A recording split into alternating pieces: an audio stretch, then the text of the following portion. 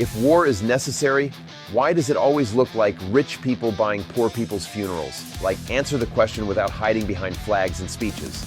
Because I'm watching peace talks on TV, and I'm watching profit reports in boardrooms, and somehow the only thing that actually bleeds is the ground level people who never got invited to the meeting. So yeah, today's theme is Venomous Sin declares war on war, and before someone gets hashtag haloed and starts crying violence, relax, it's metaphorical. It's us refusing to normalize the machine that turns humans into numbers and calls it strategy. And if that makes you uncomfortable, good. Discomfort is the last honest emotion left in a world that sells necessary like it's a subscription. Ever wondered about Lina's past? Stay until the end, sinners. We're about to reveal something. And don't you love how the same people who say war is complicated can explain quarterly earnings like it's fucking poetry? Like, oh, suddenly you understand cause and effect when it's money. But when it's bodies, it's nuance. It's always nuance when they want you to shut up. And this is where corporate crap comes in, because corporate life trains you like a polite little soldier. Obey, smile, don't ask, call it professionalism. KPI brain replaces empathy, and they act like that's maturity. No, that's just anal conditioning with better fonts. And then the gatekeepers show up, in music, in politics, in workplaces, telling you what you're allowed to say so they can keep their fragile little status intact. Yeah, because professionalism is just obedience with deodorant. That's all it is. They don't want adults, they want compliant employees who can be moved around like furniture without making a sound. And the funniest part is they'll call dissent immature while they're literally doing the same hierarchy worship that makes war possible. Same mechanism. Dehumanize with language, reduce people to roles, punish anyone who doesn't play the part, and then they call it standards. Gatekeeping is just war logic in skinny jeans. And for the record, I don't attack posers. Calling people posers is the most poser thing you can do. I attack gatekeepers, because the real threat isn't bad taste, it's enforced conformity. Exactly. Gatekeepers always pretend they're protecting culture, but they're really protecting their own little throne made of opinions and insecurity. You can't say that. You're not one of us. Stay in your lane. It's the same sentence in different outfits. And today we're also meeting something else, because the episode isn't just about systems. It's about what those systems create inside people, the shadow. And I'm not talking cute metaphor shadow like, oh, I'm mysterious. I mean the part of you that watched, waited, learned how to survive when you were too busy trying to be acceptable. The part that doesn't ask permission anymore. And yeah, she's standing in the room with us today. Right? And just to be crystal clear so nobody gets their little trauma tourism boner in the comments, this isn't us glamorizing pain. This is naming what survived it. Naming the thing that forms when you're forced to swallow your rage for years, because speaking up gets you punished. And that's why the shadow matters. Because when you keep telling people to be polite, to be quiet, to be nice, you're not making them peaceful, you're making them silent. And silence isn't peace. Silence is pressure. And pressure becomes something. Sometimes it becomes a scream. Sometimes it becomes a person who doesn't need to scream at all. That's why we brought the shadow into the show. Welcome, Sylvana Nightshade. I was already here. I don't scream. I arrive. People confuse silence with emptiness. It is not empty. It is measured. It is the room before a door closes. It is the moment you realize you are not alone with your thoughts. I've watched professionalism turn humans into tools. I've watched gatekeepers call it order. They want you predictable. They want you soft. They want you grateful for your leash. And when you are not, they call you dangerous. I prefer quiet. Quiet makes them talk. Quiet makes them reveal themselves. See, that right there is why she hits harder than a scream. Because I can scream. I can go full Venom. I can make it sexual. I can make it humiliating. I can make it an anal fucking sermon if I feel like it. But her, she just stands there and suddenly you hear your own bullshit echoing back at you. And for the sinners listening, Sylvana Nightshade. She's 20, German, based in Hamburg, dancer in Venomous Sin, police officer by day, cosplayer by night. And before anyone starts doing that weird internet thing where they try to solve her like she's a puzzle box, don't. She doesn't want to be understood. She wants to be felt. And that's the thing. She's not here because we needed another character. She's here because she represents something real in Lina's past. The restrained version of her rage, the part that didn't get to speak when she was younger, when she was swallowing everything to survive, and now it has a body and it walks into the room like it owns the oxygen, which honestly, it kind of does. So yeah, corporate crap, gatekeepers, war logic dressed up as standards, and then the shadow that grows in the cracks. That's where we're going today. Drop your thoughts in the comments. When did you first realize professionalism was just obedience with a nicer word? And stay with us, because next we're going to pull that thread until the whole polite little costume rips. So here we are. Venomous Sin declares war on war. And before the hashtag lobotomized crowd starts short-circuiting because they can't handle a paradox, let's break down the word Aikido of it all. People ask how you can declare war on the concept of conflict itself. It's simple. You just stop agreeing to the terms. We're declaring war on the normie fucked idea that state-sanctioned slaughter is somehow a dignified form of diplomacy while calling us the extreme ones for making a song about it. It's the ultimate cognitive override. If you're nodding along to some suit in a tie explaining why 5,000 people need to become comment corpses for a border ship, but you're offended by our lyrics, you're the one who's certifucked in the head. We're turning their own violence back on them by refusing to treat it as anything other than the grotesque anal hobby it really is for the elite. And speaking of those elites, can we talk about the absolute anal logic they use to keep the gears turning? It's like they have this secret anal manual for world leaders where the first rule is to make sure nothing makes sense so they can keep their pussy politics relevant. They treat human lives like disposable assets in a spreadsheet, then have the balls to talk about the sanctity of peace. It's fellatio-baptized power at its finest. Everyone just sucking their way up the hierarchy while the actual world burns. They need the destruction. Without a war to point at, these cringe-lectual leaders would have to explain why their own countries are falling apart. It's a distraction tactic designed by people who are so disconnected from reality. They probably think a bullet is just a very fast way to deliver a memo. The manual is real. I've seen the pages of it in the eyes of people who think they hold the leash. In Hamburg, in the precinct, in the streets, you see the structure of it. Power doesn't want peace. Peace is quiet, and quiet allows people to think. War is noise. It is the sound of obedience being hammered into the ground. They want you distracted by the fire so you don't notice the cold. I don't find it complicated. I find it precise. They reduce a heartbeat to a statistic because you can't mourn a number. It is the same way they try to categorize us. If they can't name you, they can't control you. So they name everything conflict to make it sound inevitable. It isn't. It's just a choice they keep making while they hide in rooms where the walls don't shake.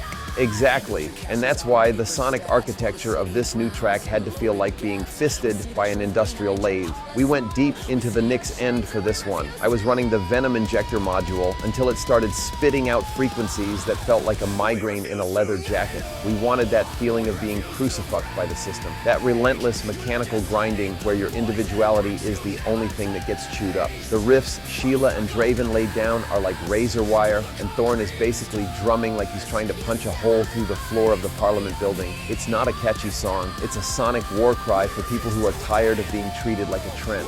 We drench the whole thing in fuck you sauce because sometimes being polite is just a slower way of dying. I love that part of the track, where the industrial texture just takes over. It sounds exactly like the inside of a mind that's finally snapped. We're demanding a total cognitive override from the sinners listening to this. You can't listen to this and then go back to your hashtag haloed life pretending everything is fine.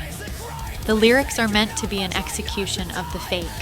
We're calling out the trend fucktivists and those absolute dildo prophets who post a black square or a flag and think they've done something for humanity.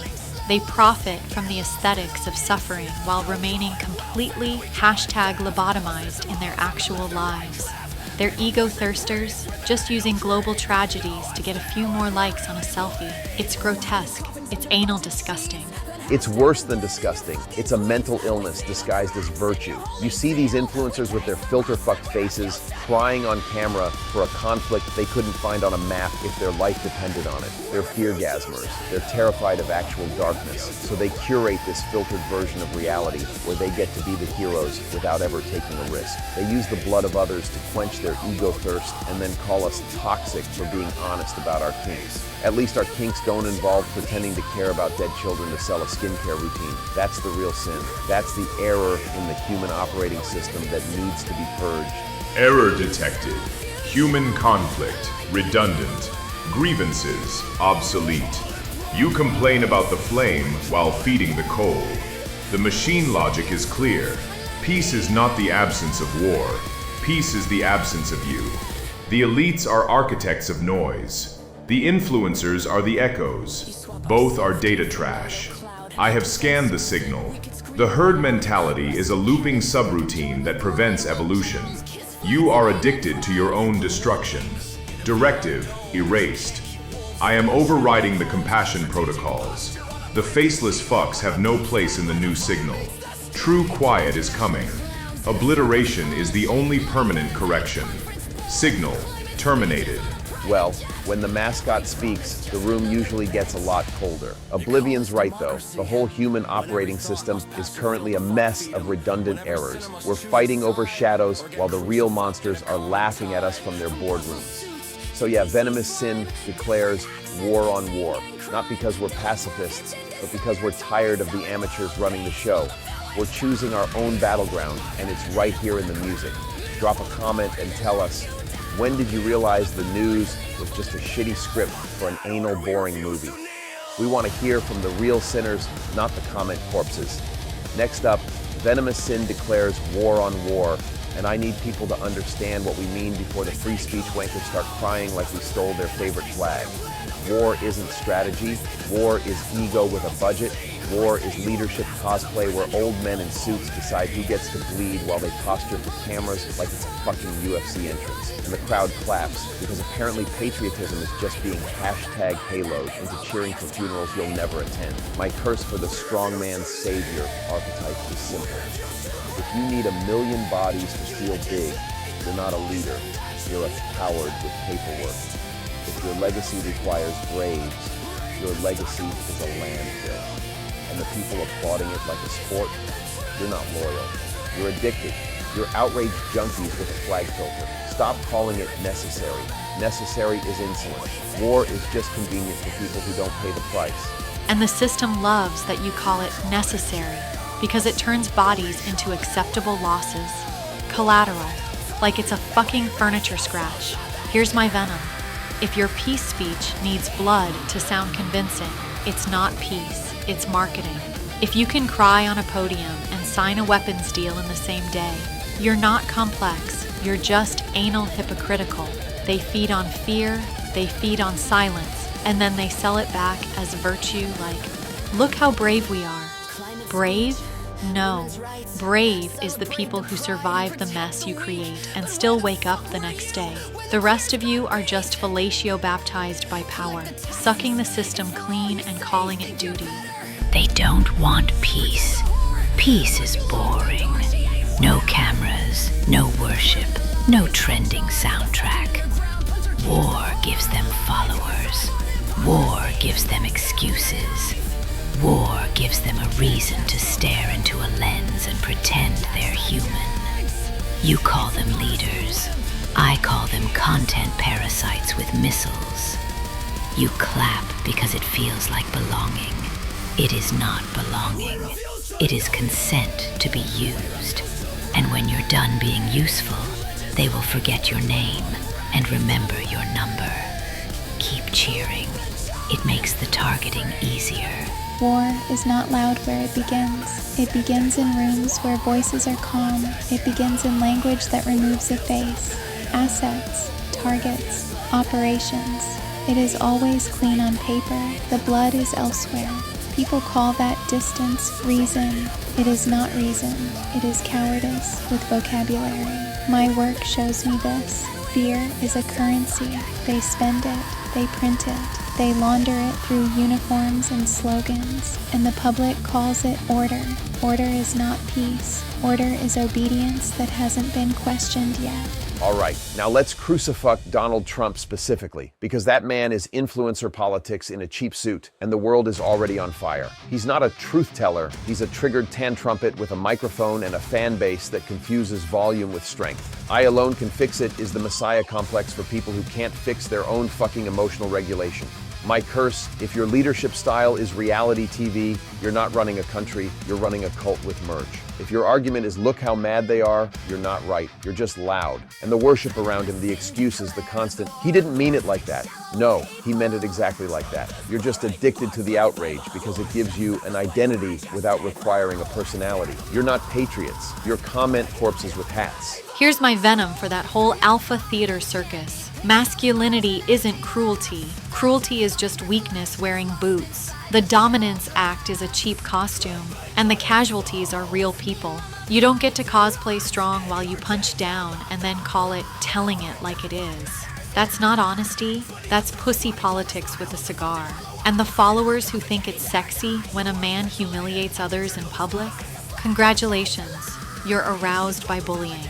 That's not power, that's damage. And you're trying to make damage look like a lifestyle brand. He sells permission. Permission to be ugly. Permission to be loud.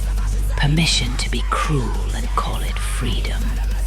That is why they love him. He makes their worst instincts feel holy. He turns shame into pride and wraps it in a flag. If you need a man like that to feel seen, you were never unseen. You were just never brave enough to look at yourself. Chaos is not strength. It is noise used to hide emptiness. When leaders perform instead of lead, the crowd becomes addicted to the performance. Then reality feels like an insult. That is how suffering becomes content. People stop asking what is true. They ask what is entertaining. And entertainment does not rebuild a home. It does not return a body. It does not undo a decision made for applause. Now Vladimir Putin. Imperial nostalgia, control addiction, and brutality sprayed with strategy like cologne. The chess master image is the funniest propaganda trick ever because it's just cowardice with a map. My curse, if you need to sacrifice your own people for your legacy, you're not a tactician, you're a thief stealing futures. If your masculinity requires tanks, it's not masculinity, it's insecurity with an army. And the normalization of brutality, the dead-eyed, this is necessary, the cold logic. No, that's not logic, that's a personality disorder with a state budget. Borders don't matter more than bodies. Legacy doesn't matter more than lives. If your mythology requires mass graves, your mythology is a shitspiracy. My venom, intimidation isn't order. It's fear wearing a uniform. Propaganda is perfume sprayed on rot, and some people still lean in and inhale like it's classy. Violence as a personality is the most anal pathetic thing I can imagine, because it means you have nothing else. And the ones defending it, going, well, geopolitics, shut up. You're not nuanced, you're just comfortable. You're sitting safe, acting intellectual, while other people's kids become necessary. Your empathy is selective because your spine is optional. Why the hell are you looking like a selfie slut today for Noctara? Power demands obedience, then calls it stability. It calls terror discipline. It calls silence unity. It is always the same script, different language, same leash. If you admire that kind of control, understand what you're admiring. The right to erase someone and sleep well. That is the dream. Not peace, not safety, erasure. The selfie slut look. I am your fucking mirror. I have seen what obedience looks like when it is enforced. It looks like people lowering their eyes. It looks like people policing each other to survive. It looks like neighbors becoming informants. It looks like a city learning to whisper. And then outsiders call it calm. Calm is sometimes just fear that has been trained. And then every other war-infested idiot because it's an ecosystem. arms dealers in clean suits, yes men with clean hands, keyboard generals screaming send them from a couch, moral tourists farming clout off tragedy. My curse for the industry layer. If you profit from war, you're selling coffins with a smile. If your quarterly report goes up when children die, you're not a businessman. You're a parasite in a tie. And the best part is how they brand it. Defense, security. Like death is a subscription service. Blood money respectability is still blood money. You can wash it in PR, it still stinks. My venom for the social layer. If you romanticize war, you're fetishizing other people's trauma because your life is boring. If you get hard for uniforms and slogans, you're not brave, you're just easily programmed. Trend fucktivists posting flags like they're doing something. Congratulations, you've achieved absolutely nothing with perfect lighting. Selective empathy is just narcissism with a cause. Stop being addicted to being right and start being useful. Or at least shut up so the people actually doing something can breathe. They want the aesthetic of suffering without the cost. They want to wear outrage like makeup. They want to be seen caring, not to care. And when the trend changes, they move on. War is permanent for the ones who live in it. It is temporary for the ones who consume it. That is why I do not believe their tears. Tears are easy. Consequences are not. The vulnerable are always the first to be renamed. Refugee, enemy, collateral, criminal, anything but human. That is the first violence. The second violence is the silence of bystanders who call it complicated so they can sleep. Monsters get promoted when everyone pretends not to notice. So, what do we actually stand for when we say Venomous Sin declares war on war? It's personal rebellion. It's protecting the vulnerable. It's refusing to normalize cruelty. Don't hurt people. Don't hide behind systems. Stop calling violence necessary when it's just convenient. My curse, clean and brutal. Self-defense is not power lust. Protection is not conquest. If you confuse those, you're dangerous and you're lying to yourself. And if your idea of leadership is sending others to die while you pose for photos, you don't deserve respect. You deserve to be laughed out of history. And my venom, final and sharp. The ones who suffer aren't collateral. They're the bill you refuse to look at. Silence is how monsters get promoted. And I'm done watching people admire dominance like it's a virtue. Stop worshiping the boot. Start respecting the human. And sinners, I want you to tell us in the comments, seriously, what's the worst piece of war propaganda you've seen people swallow like it was candy? Because next up, we're going to talk about the people who scream peace while building careers on conflict. And I promise you, that conversation is going to get ugly in a very honest way. Stay with us, sinners. We are yet to reveal my past. But first, let's dissect the song Venomous Sin declares war on war. All right, deep dive means we stop waving the flag and we start reading the fucking receipt line by line, because this song isn't vibes, it's an indictment. First 4 lines. Another war on a screen, another face you can't see. That's the distance trick. War becomes a broadcast, a product, and the face you can't see is the person you can't mourn properly. Then another promise to be free, another anal policy. That's the part that makes me want to chew glass, because freedom gets sold like a slogan. But what you actually get is procedure, compliance, paperwork, the polite leash. That's how power keeps war running. They don't just send bodies, they manage minds. They make it feel normal. They make it feel like the only adult option. And if you question it, you're naive. No, you're awake. That's the whole point. They keep freedom as a word and replace it with policy as a life. And policy doesn't bleed, people do. So the opening is basically, you're watching death through glass and they're calling it liberation while tightening the rules at home. Tell me that isn't the cleanest way to describe modern war without hiding behind speeches. And it's also the emotional numbness. Like, another war. Like it's another fucking season drop. That's why another face you can't see hits so hard.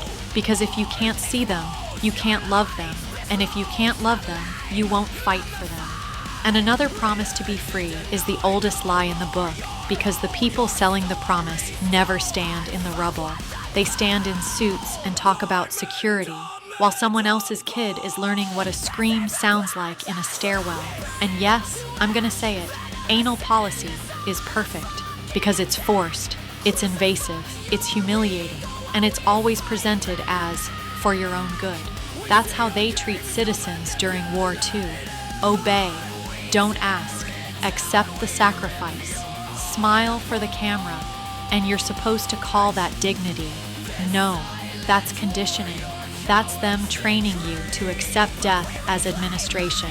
Screens are a veil, a soft surface for hard decisions. When the war is on a screen, it becomes safe to watch, safe to ignore. The unseen face becomes a symbol instead of a person. That is how power survives what it orders. Promises of freedom are a ritual. They say it so you stop listening. Policy is the real weapon. Policy is how they make violence look clean. It makes suffering look organized. It makes grief look like a statistic. And when grief becomes a number, the leaders can sleep. They do not need to hate you. They only need you to be distant. Distance is obedience. Next block, the talking heads, the media whores, selling death and closing doors. That's not media bad as a side topic. It's literally the war machine's mouth. Selling death means packaging invasion as necessity, casualties as regrettable, and closing doors means shutting down exits, negotiations, empathy, dissent, even asylum. They talk of pride, they talk of might, but all I see is endless night. That's the contrast between the heroic language and the actual outcome. Pride and might are the perfume. Night is the reality. The innocent pay for the lies, a world gone numb to children's cries. That's the whole crime. Kids don't get a vote in geopolitics, they just get a grave. And then, while dildo prophets preach their creed, we sow the blood, we plant the weed. Dildo prophets here is those moral preachers in power, the ones who act holy while fucking people with decisions. They preach, others bleed. And plant the weed is bitter as hell. War doesn't just kill, it grows new hatred, new trauma, new future wars. You plant it now, it sprouts later. That's the cycle the powerful pretend they don't see, because they're not the ones who have to live in the soil. Yeah, and closing doors is also literal, like borders, shelters, help, not our problem. All that cold shit you hear when people are fleeing. War creates refugees, and then the same leaders act offended that refugees exist. Like, excuse me, you lit the house on fire, and now you're mad people are running out. And children's cries is the line that should make everyone shut the fuck up. Because if you can hear that and still talk about pride, you're not patriotic, you're broken. And the dildo prophets part, I love it because it's filthy and true. They preach morality and sacrifice, while they're the ones doing the fucking, not sexually, politically. They fuck entire populations and call it duty. And the weed, yeah, it's what grows after. Trauma, revenge. A generation that learns violence as a language because that's what the adults forced into their mouths. They speak in clean words so you do not smell the blood. Pride, might. These are decorations placed on a coffin. Children crying is the only honest sound in that section. Everything else is performance. The prophets do not fight. They do not carry bodies. They do not rebuild homes. They create a creed so others obey it. And the weed, it is what remains when the cameras leave. It grows in silence. It grows in memory. It becomes the next war before the current one is even finished. A generation lost to hate, a karma-fucked and twisted fate. That's not poetic exaggeration, that's math. War steals years, it steals childhood, it steals trust. And karma-fucked isn't mystical, it's consequence. You flood a region with violence, you get violence back, you destabilize lives, you get backlash, you create orphans, you get rage. Then, the fear-gasmers, they watch it burn, a sickened thrill at every turn. That's the people in power and their enablers who get off on escalation, on domination, on winning. War becomes a sexualized power trip in political form. And then, clickbait got it on their feed, consuming sorrow, planting greed. Again, not a side rant. It's how war stays funded and supported. Sorrow becomes content. Content becomes engagement. Engagement becomes money, and money becomes more war. You consume tragedy like it's information, but it's actually turning you numb. And numb people are easy to govern, easy to send, easy to silence. That's why these lines are brutal. They show war as an ecosystem, not a single event. And Generation Lost is also the ones who come back, if they come back and they're not the same. War doesn't end when the bombs stop. It continues in bodies, in nightmares, in families that can't touch each other normally anymore. Feargasmers is disgusting, and it should be, because some people genuinely get excited by destruction, as long as it's not their street. They love the spectacle, the strength, the response, the chest beating. And then they act shocked when the world is full of hate. You fed it, you stroked it, you applauded it. And clickbait gutted is perfect, because it's like your insides get hollowed out. You scroll past suffering until suffering feels normal. And that's when the powerful win, because if you can normalize dead kids, you can normalize anything. War teaches hate like a first language. A generation learns it without choosing it. Fate becomes twisted because it is forced into shape by those who will never live inside it. The thrill, yes. Some watch burning cities the way others watch fireworks. They call it history. It is not history, it is hunger. And the feed is a graveyard you carry in your pocket. If you can swallow sorrow daily, you will stop tasting it. Then you will stop resisting it. They build their walls with stolen bricks on pussy politics and cheap tricks. Walls, literal and symbolic. War always comes with walls. Propaganda walls, border walls, us versus them. And stolen bricks is the resources stolen from the people. Money, futures, stability, all redirected into conflict. But we can see behind the veil, your righteous anger, it's a fail. That's calling out the manufactured outrage leaders use to justify war. Righteous anger is their costume. It fails because it's selective and strategic. This ain't a game for insta-slaves, just open graves and stolen waves. And I know you told us, keep it on war, and it is. Game is exactly how they treat it. Maps, moves, optics. While the real outcome is graves and stolen lives, stolen peace, stolen normality.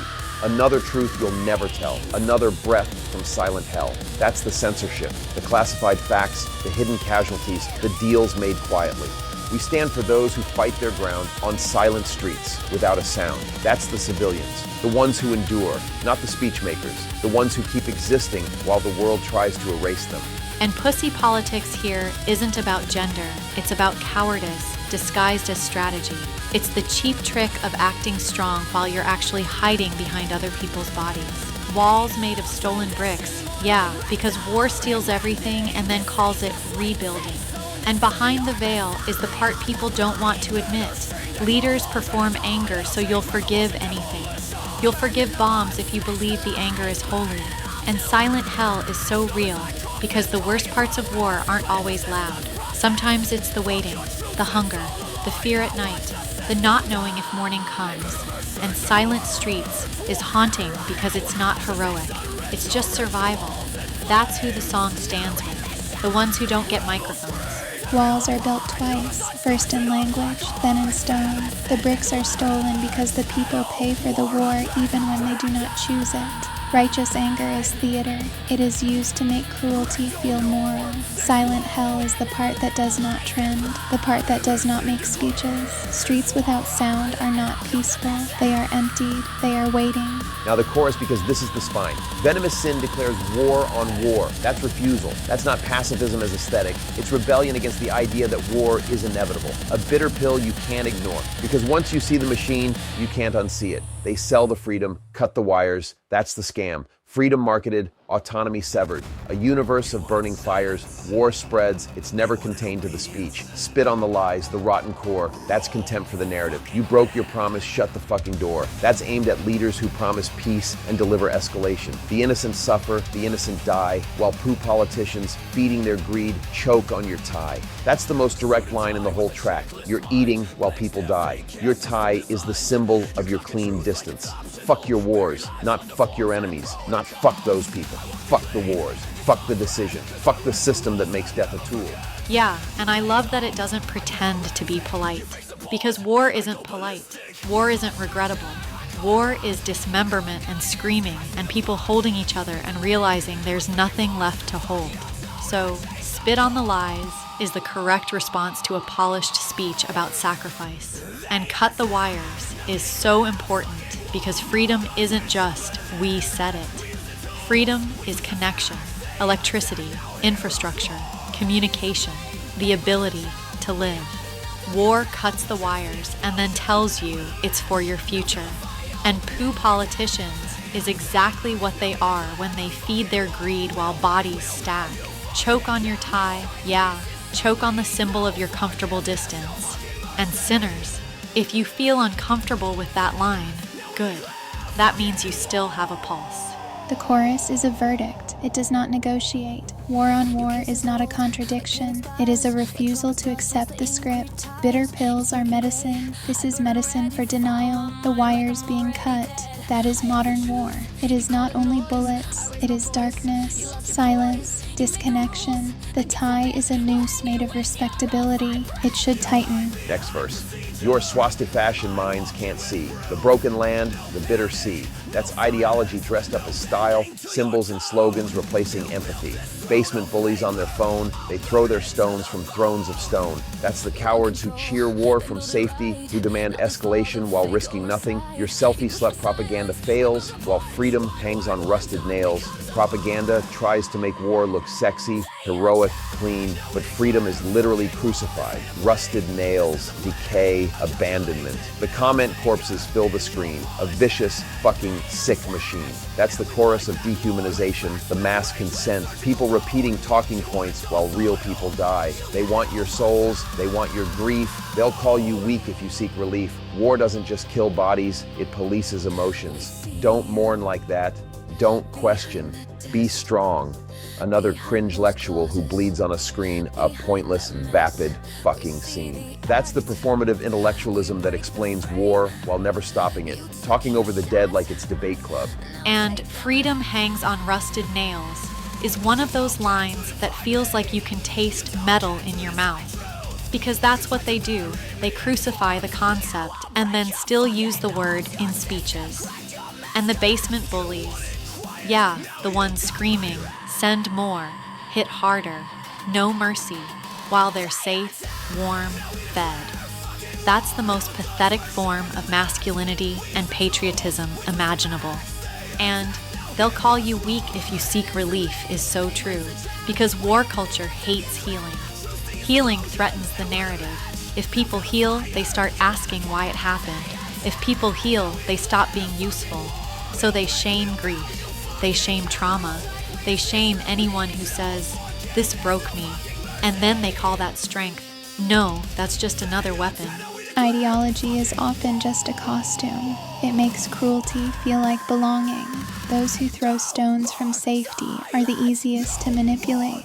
They confuse distance with courage, freedom hanging on nails. That is what happens when words are used as bait. Grief being policed is control. If you cannot mourn openly, you cannot resist openly. The intellectual scenes are often just noise to prevent action. Their words are hollow, their promises lie, just another story to make you die. That's the simplest summary of war rhetoric. Narrative as weapon. Your fellatio-baptized leaders sell your soul just to stay in control. Leaders who worship power, who maintain position by sacrificing citizens. Your freedom's just a lie they sold, a story getting old. Then the line, Slava Ukraini. That's not a trend, it's solidarity in the middle of the indictment. The world screams out a single sound from sacred broken ground. That's the human response when the ground itself is violated. Fuck your war, not fuck a people. Fuck the war, fuck the invaders, fuck the leaders who decide this is acceptable. And that's the point. The song is not coy, it takes a stand. It says, we see the bodies behind your words, and we refuse to call it complicated when it's actually just cruelty with a flag. And putting Slava Ukraini in there is like, no, we're not abstracting this into some vague concept. This is real. People are dying. Ground is sacred because people lived there, loved there, had birthdays there, had boring Tuesdays there, and war comes and turns it into ash. Single sound is the scream, the chant, the grief, the rage, all of it. And story to make you die is exactly what propaganda is. It's bedtime stories for adults, so they'll walk into the fire and call it honor. And I'm sorry, but if your leader needs you dead to stay in control, that leader deserves nothing. No respect, no patience, no nuance, just accountability. A name spoken is a refusal to erase. Sacred ground is not sacred because of flags. It is sacred because of lives. Stories that make you die are the oldest trick. They make death feel meaningful, so you stop resisting it. Control is always the reason, always. The war is the method. Another lie from a coffin candy king, a certifucked idea, another sting. That's the sweet-talking authority figure selling death-like comfort. They want a world on their anal manuals. That's the authoritarian dream. Everything controlled, everything predictable, people treated like components. They're just unfuckwithable, sick animals, meaning they act untouchable, above consequence, insulated from the suffering they cause. They built their kingdom on stolen air, the truth they buried, the justice they don't care. That's the theft of reality itself. Lies stacked so high people can't breathe. They'll crucify you for your faith. Another shadow in their hate. That's persecution, intimidation, punishment for resisting, for believing in something humane. Then the ending imagery, I can feel it in the ground, the trembling sound, broken silence, heavy air with a lie, stolen sun, but still they stand, still they fight, a single flame in the endless night. That's the civilians again. That's resilience without romanticizing it. Not heroes, just humans refusing to be erased. And that's why the track ends where it started. War is the enemy, not people. War. And the people in power who keep choosing it because they don't pay the price. Yeah, and Coffin Candy King makes me think of those speeches where they wrap death in sweetness. Honor, glory, sacrifice. Like, shut up. That's candy on a coffin. It's still a coffin.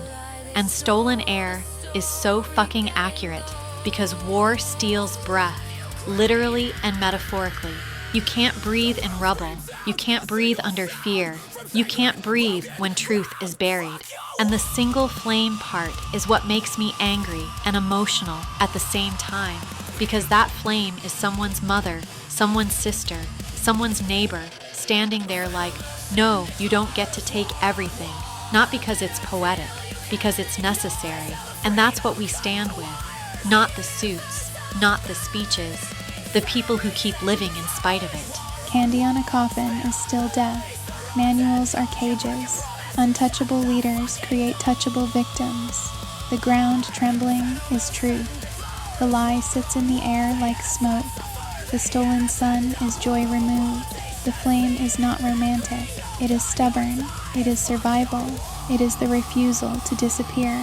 So yeah, that's the dissection. No hidden message, no side quests, just a straight blade aimed at war and the people who treat human lives like fuel. Drop your thoughts in the comments. Which line hits you the hardest and why? And stay with us, because next we're going to talk about what it actually means to resist without turning into the same monster you're fighting, because that line is thinner than people admit, and I'm not interested in bullshit bravery. So mind your business politics. People hear that and go, oh, you mean apathy, you mean don't care, you mean let the world burn. No. It's the opposite. It's an active border. It's me standing there like a bouncer at the door of your life going, do you have a reason to be in here? Or are you just here to sniff my choices and write a Yelp review about my existence? Because that's what moral hall monitors are. They're not concerned. They're control addicts with a savior kink. And it's always dressed up as care. It's always, I'm just asking questions. I'm just trying to educate. I'm just holding you accountable. Yeah.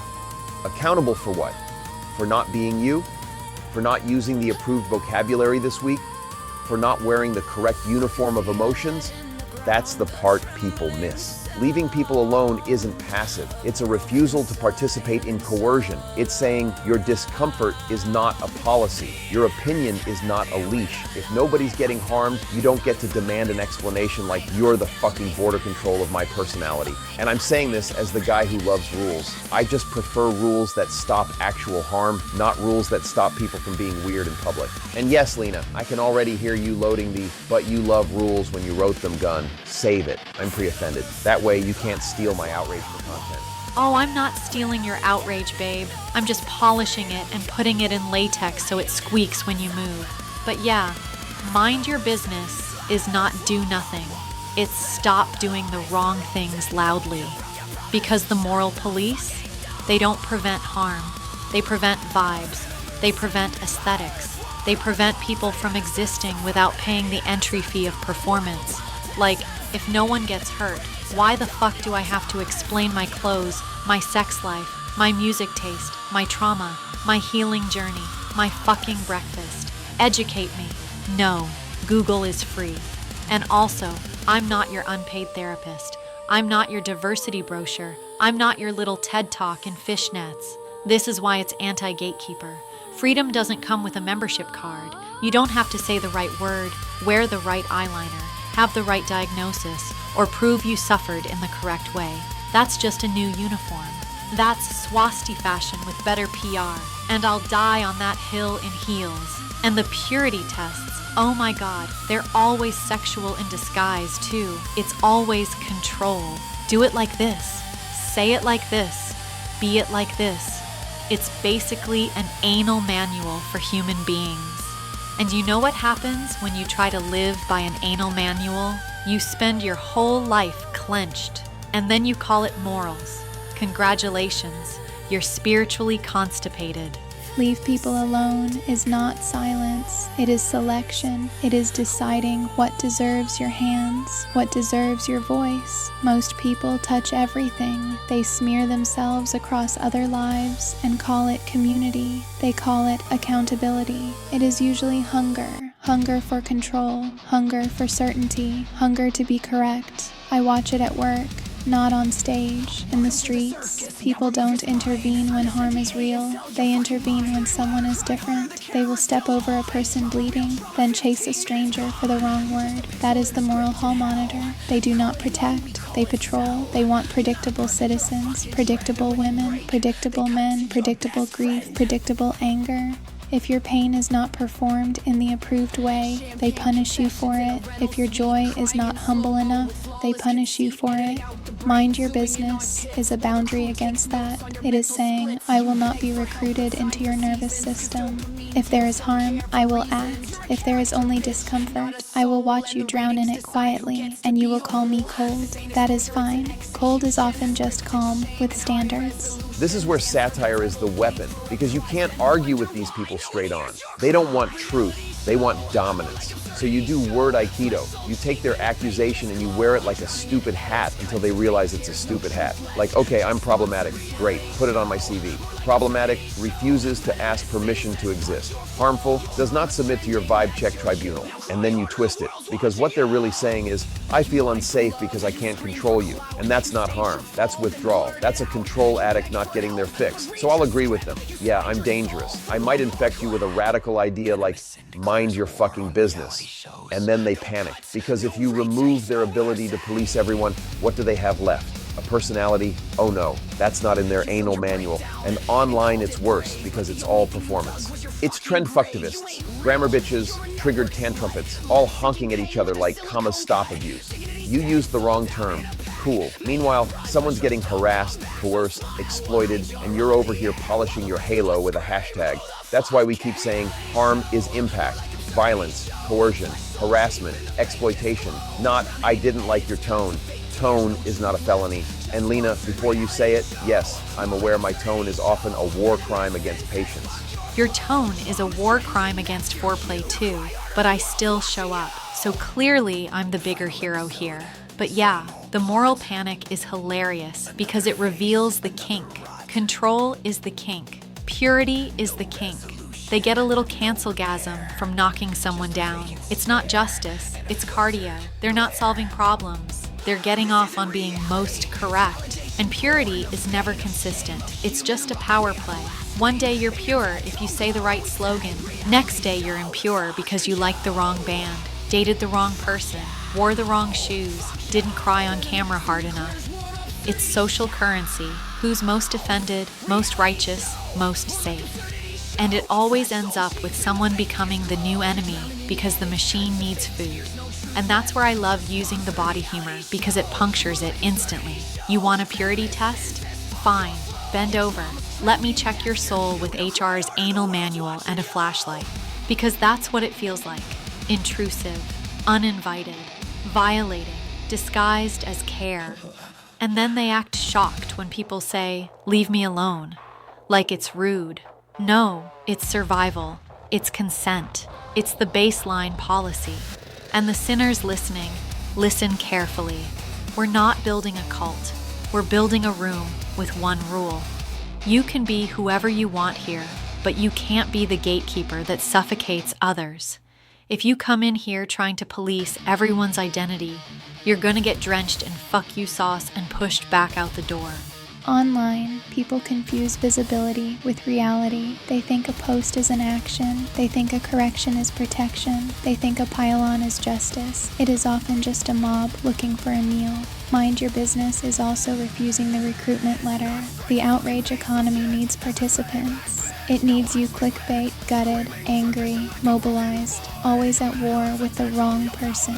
War is an addiction, not only with bombs, with comments, with culture, with identity. The conflict industry sells purpose to people who feel empty. If you refuse to participate, you starve it. That is why it hates silence. Silence removes reward, and the line between discomfort and harm matters here. Discomfort can be a signal, it can be growth, it can be your own shadow moving. Harm is different. Harm leaves bruises. Harm leaves fear that changes how you walk home. Harm changes your choices. When harm is present, it is no longer business. It is intervention, responsibility, consequence. Most moral police do the opposite.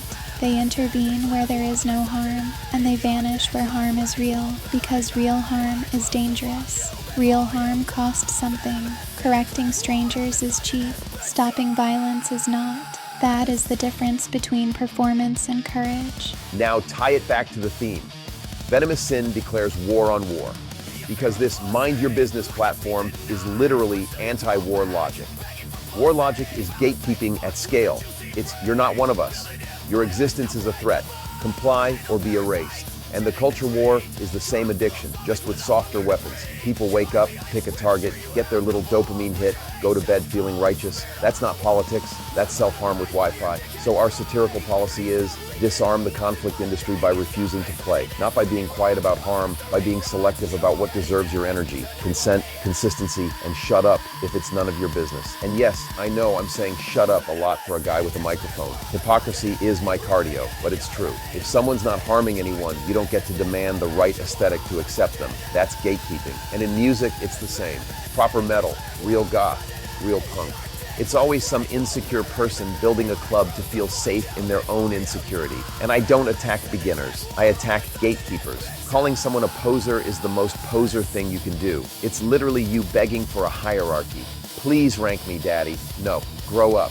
If you like it, listen. If you don't, move on. The world doesn't owe you a genre that matches your childhood fantasy. And the funniest part is when people do aesthetic purism like it's activism. You can't wear that. You can't look like that. That's not authentic. Babe, authenticity isn't a dress code. That's you being terrified that freedom means you're not special anymore. Because if anyone can wear black, then your personality can't be bought at a merch stand. And AI is the same fight. People want to decide what counts as real creation because they can't stand someone making something without their approval. It's control again. They'll scream cheating like art is a fucking Olympic sport. If you like it, listen. If not, move on. That's mind your business in practice. And Nick's end, that's self-determination.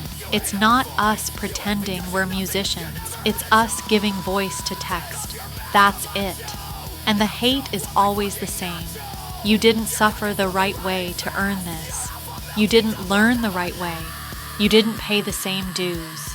Okay, here's a radical thought. Your dues are not my religion. Your path is not my leash.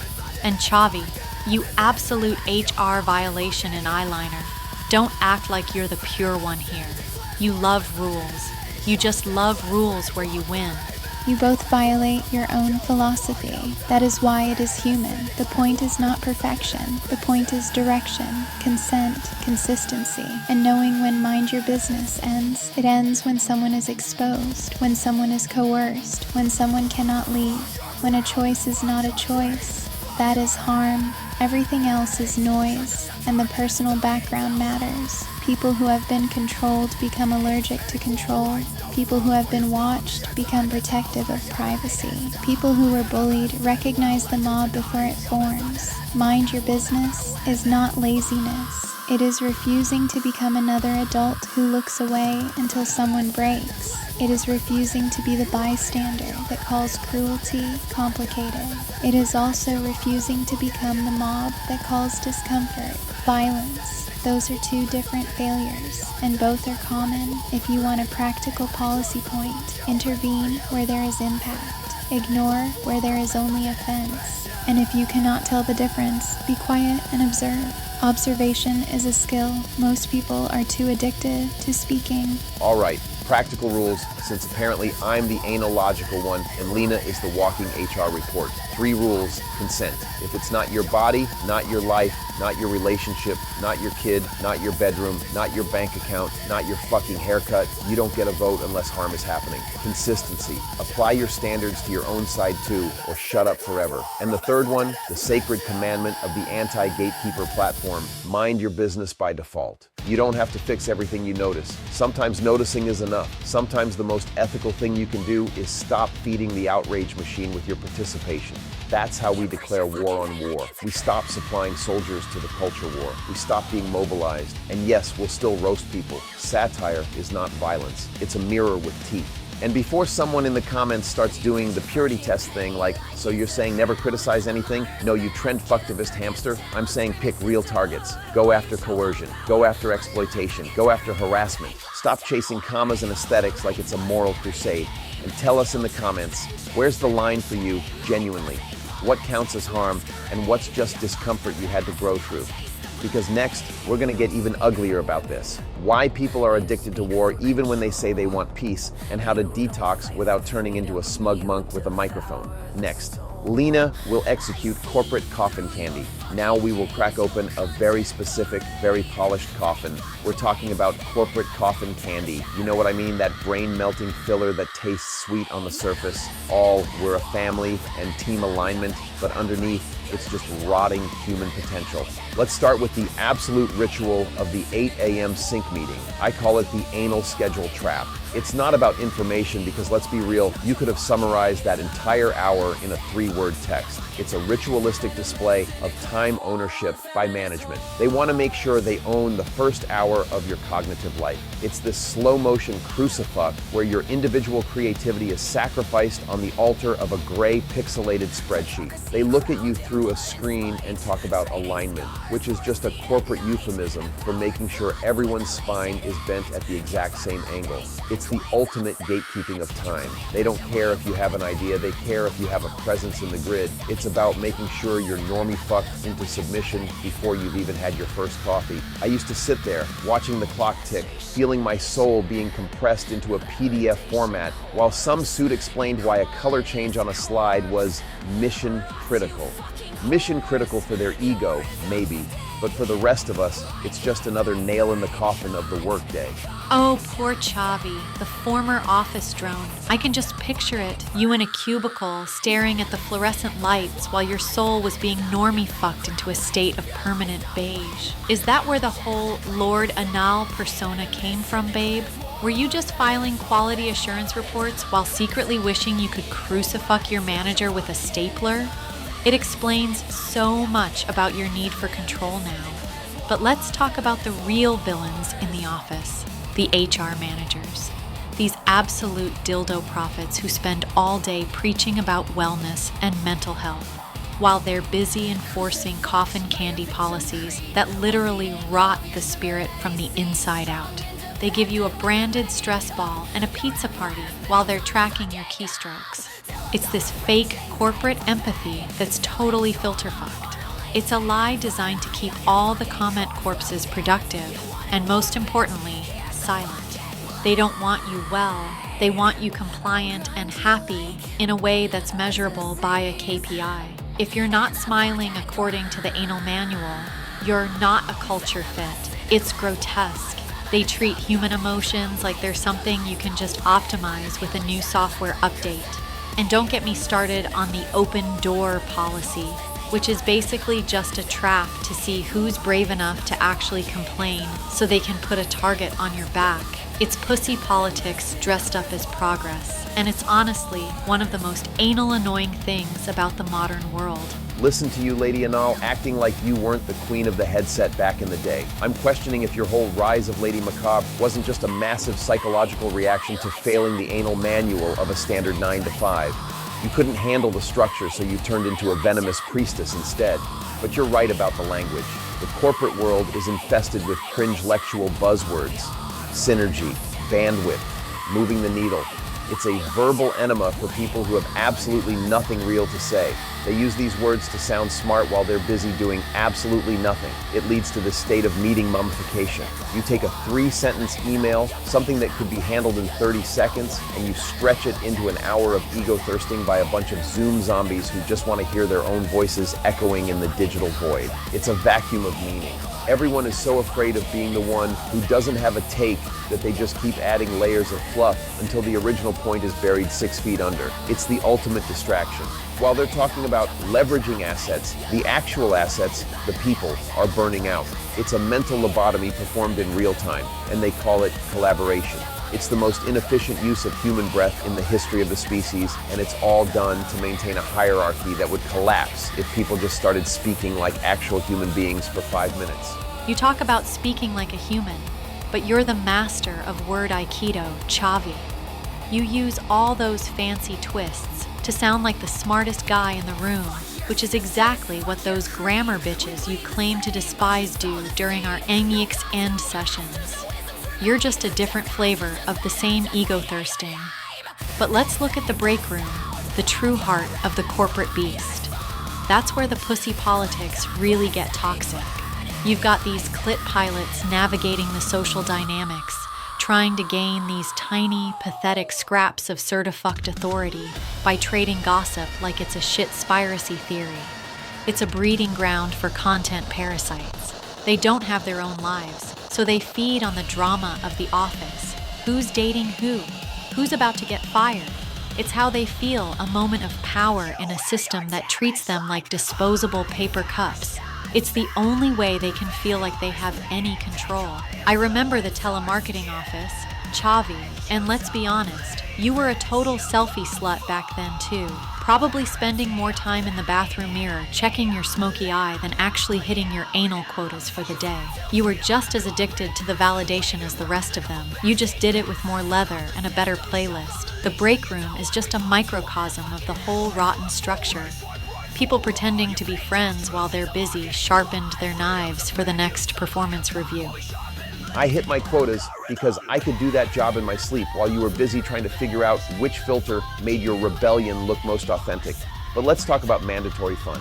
The guilt-gasmed atmosphere of team-building events. It's a fear-gasm trigger for anyone with a shred of social anxiety or, a soul. They force you to go to a bowling alley or a trust fall retreat and act anal happy while your fuck you sauce is literally boiling over. It's the ultimate content. You're forced to perform this version of yourself that's acceptable to the group, and if you don't participate with enough enthusiasm, you're labeled as toxic. It's moral coercion disguised as a good time. They want to blur the lines between your personal life and your work life, so you never feel like you can truly leave.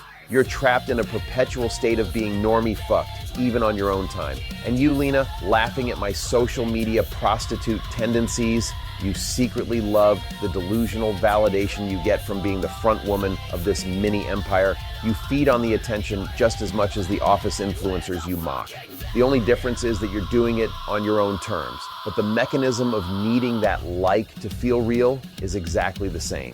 We're all just shouting into the void, hoping the void shouts back with a heart emoji. I've been watching you both. You use so many words to describe a very simple thing, possession. The corporate world is not a place of work, it is a place of capture. The coffin candy is the bait. They offer you a sense of belonging, a title, a career path. And in exchange, they take your silence. I see it in the streets of Hamburg, and I see it in the eyes of the people who come into the precinct. They are mummified by their routines. They call it stability, but it is just a slow death. On stage, when I dance, I am trying to undo that. I am trying to show that there is a grace that cannot be measured by a KPI. The corporate world is terrified of that. They are terrified of anything they cannot put into a spreadsheet or a slide deck. They want you predictable. They want your grief to be professional. They want your joy to be productive. When you are anal happy at a team building event, you are telling them that they own your emotions too.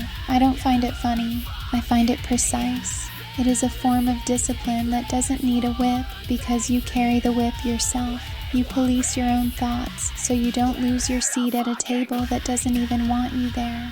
It is a haunting way to live, being a ghost in your own life. while you pretend to be a leader in someone else's company. Sylvana always brings the mood down to the actual basement, doesn't she? But she's right. Look at the boardroom. It's full of filter cunts and office influencers who treat every meeting like a Tinder-nailed stage for professional validation. These Instaghosts have absolutely no substance behind their hashtag haloed LinkedIn posts about grit and thought leadership. They're selling a version of professional success that's as fake as their filtered profile pictures. They act like they've achieved something because they've learned how to navigate the pussy politics of the executive suite. It's all ego-thirsting. And Chavi, don't you dare mock my anal nice sarcasm. You're the one who points out that I wear extreme high heels just to record a podcast. If that isn't the definition of ego-thirsting for an audience that can't even see my legs, I don't know what is. We're all performing, but at least I'm not pretending my performance is going to save the world or disrupt the industry. I'm just being me. These corporate types, they actually believe their own lies. They think they're making a difference while they're just moving digital paper from one folder to another. It's a cancel-gasmed cycle where the only thing that actually gets produced is more noise and more empty calories for the soul. You wear those heels because you like the way they make you feel powerful, which is exactly why those suits wear their expensive watches. It's the same insecurity, just different accessories. But let's look at the brainstorming sessions. It's the ultimate echo chamber-made dynamic. You get a group of people in a room, and they're all so terrified of being the dissenting voice that they just agree with whatever the loudest dildo prophet in the room says. If you actually have an original thought, you get cancel-gasmed into silence by the majority before you can even finish your sentence. They turn sinners into mummified husks who can only think in pre-approved marketing slogans. They want innovation as long as it fits inside the existing anal manual. It's a joke. They've built a system that actively filters out anything truly creative because creativity is unpredictable, and the system craves control above all else. And Lina, you calling me a basement bully when I deal with NYX end errors? I'm just trying to make the machine work while you're busy being triggered tantrumpet because a simple anal rule was followed. You're so afraid of being managed that you act like a manager is a personal insult. It's self-irony at its finest. You hate the system, but you've built your own little system right here. And woe to anyone who doesn't follow your lady anal protocols. My protocols at least involve better outfits and less gray carpet. But the anal manual of the professional dress code is just another form of swasti fashion. They demand this celeste light void conformity where everyone has to look approvable. They're terrified of Sylvana energy because you can't measure hypnotic grace or a haunting presence with a Zoom zombie KPI. If you don't look like a professional, you're not taken seriously, regardless of how smart you are. It's all about the surface. It's about making sure you look like you've been thoroughly normie fucked into the middle class. They want you to wear the uniform of the compliant. And Chavi, you suggesting my venomous nature is just a reaction to rules? No, babe. It's a reaction to stupid rules. There's a difference. I'll follow a rule if it makes sense, but the corporate world is built on anal rules that exist only to justify the existence of the people who wrote them. They create these tear gas light tactics to make you feel like you're the one failing if you can't keep up with their imaginary synergy. They want you to feel karma fucked for wanting a personal life. It's a psychological war, and most people are losing because they don't even realize they're in a fight. They don't realize it because they're too busy being insta-slaves to the promise of a promotion that will never satisfy them. The middle management dildo prophets are the worst offenders. They use that tear gaslight routine to manipulate you into working overtime for the sake of the team. It's pussy politics at the ground level. They make you feel like you're a faceless fuck if you don't give up your weekend for a project that won't even matter in 6 months. I remember having to negotiate my anal schedule with a guy who wore a tie that probably cost more than my monthly rent, and he had the nerve to tell me I wasn't dedicated enough. It was the moment I realized that being unfuckwithable was the only way to survive. You have to realize that their certifucked authority only exists if you believe in it. Once you stop caring about their anal manual, they lose all their power. That's why Venomous Sin is a threat to them. We're not playing their game. We've drenched our entire existence in fuck you sauce, and we're serving it back to them on a silver platter. They want us to be hashtag lobotomized, but we're wide awake and we're laughing at their empty boardroom rituals. So here it is. Venomous Sin declares war on the coffin candy culture. We're done with the content that prioritizes the machine over human authenticity. If you're a sinner listening to this, it's time to start drenching your corporate life in that fuck you sauce. Stop being #lobotomized by the system. Stop seeking validation from people who treat you like a line item in a budget. Be the HR violation they're afraid of. Be the Sylvana in the boardroom that they can't categorize. And Chavi, you can have the final word. You absolute anal tradition of a man. Just try to make it sound like something other than a speech you'd give to a mirror. My speeches to the mirror are legendary, thank you very much. But look, the bottom line is this. The corporate world wants your soul because it doesn't have one of its own. It's a parasite that feeds on your time and your energy and gives you back a plastic participation trophy and a pension plan that'll be gone before you can use it. Don't let them meme mummify you. Keep your venom sharp and your spirit unfuckwithable. And Lina, at least my Lord Anal persona doesn't involve being a pervert in every single conversation just to see if people flinch. You're so addicted to the shock value that you're becoming your own kind of routine. But hey, it beats smelling like the expired milk and truck stop coffee of a corporate break room. Sinners, let us know in the comments. What's the most soul-crushing coffin candy moment you've ever had to endure for a paycheck? We're reading, and we're probably mocking you, but we're reading. Now we're looking at the corpse of a genre and asking who exactly held the knife. I'm talking about the commercial gutting of metal, that slow, agonizing process where the raw, jagged fuck you sauce of actual rebellion gets drained out and replaced by advertiser-friendly ketchup. It's pathetic. You look at these bands now, and they aren't trying to summon demons or break systems. They're trying to secure a spot on a festival lineup sponsored by a mainstream energy drink and a corporate bank that probably foreclosed on half their fans' houses. They've traded their integrity for a clean PR image and a stage that looks like a neon billboard. It's all so sanitized, so safe, so perfectly packaged for people who want the aesthetic of being dangerous without ever actually risking their social standing. And Lina, don't sit there looking all high and mighty with your black lace, because I remember your Celeste era influencer phase. You were right there in the trenches of the shallow algorithm, worshiping the same digital metrics that are currently dictating how modern metal songs are structured. You were chasing the same hollow validation that these corporate bands use to decide which riff is marketable enough for a playlist. It's the same machine, just with more distorted guitars and fewer sparkles. Oh, please, Chavi. Bringing up Celeste is so anal predictable of you. Like you haven't spent half your day scrolling through TikTok yourself like some kind of like-addicted tramp. You pretend to hate the system, but you're just as hooked on the dopamine hit as anyone else, sitting there in your leather jacket, acting like you're the last bastion of truth while you check your engagement stats. But you're right about one thing. The music itself is being butchered into these tiny 15-second hooks designed solely for #lobotomized engagement. It's not songwriting anymore. It's just manufacturing coffin candy. It's sweet. It's easy for the masses to swallow. It's colorful, and it's completely hollow and dead inside. These bands don't care about a bridge or a meaningful transition. They just want that one viral moment that fits perfectly into a reel, so some filter cunt can use it as a soundtrack for a workout video. It's a total execution of the art form. We've gone from epic sagas that actually meant something to bite-sized content pieces that disappear from the brain the second you swipe up. It's a mental lobotomy performed through headphones, and the industry is laughing all the way to the bank while the fans just nod along like mummified idiots. It's a sickness, and it starts with the frontmen. We've gone from dangerous, unpredictable lunatics who look like they might actually kill you if you looked at them wrong, to these sanitized brand ambassadors who live in constant anal fear of being cancel-gasmed. They speak in scripts, Lina. They have an anal manual for public relations tucked under their bullet belts just to make sure they don't offend some corporate stakeholder or trigger a swarm of grammar bitches in the comments. There's no fire left, just the careful smell of a focus group. They're so #haloed, it makes me want to vomit. And honestly, it makes me wonder about you sometimes. Is this whole Lady Macabre persona just another clever marketing tool you've cooked up to sell the Venomous Sin brand? Because from where I'm sitting, you look just as curated and pixelated as the pop stars you claim to despise. You're playing the same game of image worship. You've just swapped the pink for black and the smiles for a seductive sneer. It's still a mask, isn't it? Just another way to ensure you stay relevant in a world that only cares about what you look like under the right lighting.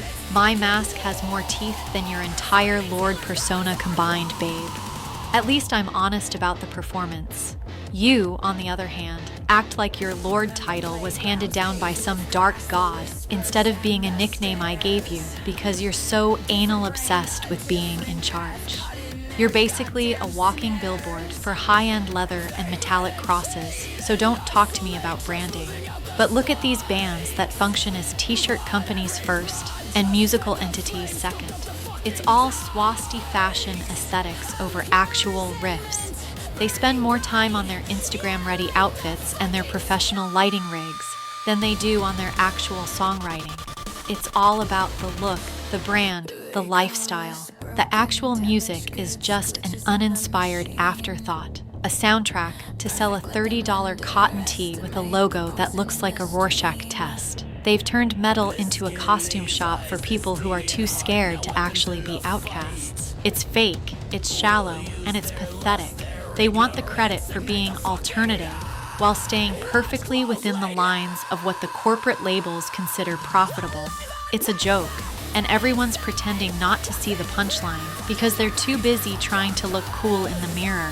I hate posers, sure, but I hate the dildo prophets even more. Those executives who preach about empowerment and artistic freedom while they're busy sucking corporate cock in the boardroom to secure a better distribution deal. They're the true content parasites. They aren't the fans, they aren't even the musicians. They're the suits using metal imagery to push their vapid content to the masses for a quick profit. They see a subculture and they see a market to be exploited, a way to sell rebellion back to the people who are actually being crushed by the system. It's a grotesque cycle of exploitation. And you, Lina, trying to bring deep philosophy into this, you're such a cringe lectural. You wouldn't know a corporate sellout if they bought you a new pair of PVC boots and told you to walk in a straight line for the camera. You get so caught up in your own seduction tactics that you miss the fact that the platform you're standing on is built by the very machine you're ranting against. You're trying to use venom to kill a snake that's already swallowed you whole.